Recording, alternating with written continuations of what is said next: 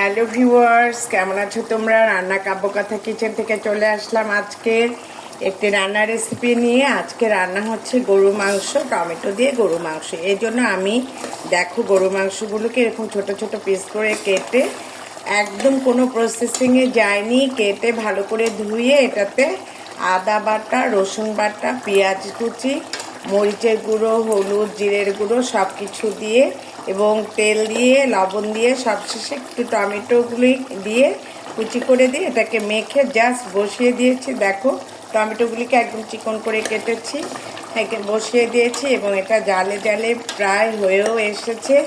এই দেখো ছোট করে কাটবে এবং সুন্দরভাবে এটা দেখো টমেটোগুলো এটার সাথে গলে যাবে। তোমরা দেখতে পাচ্ছ কালারটা কত সুন্দর হয়েছে। আর এই টমেটো গরুর মাংস তোমরা পরোটা দিয়ে, ভাত দিয়ে, খিচুড়ি যে কোনো দিয়ে খেতে পারো। একবারও হলেও এভাবে রান্না করে দেখো কেমন হয়েছে এবং আমাকে তোমরা বলো। ভালো থেকে সুস্থ থেকে আজকের মতো এখানে রাখি, বাই।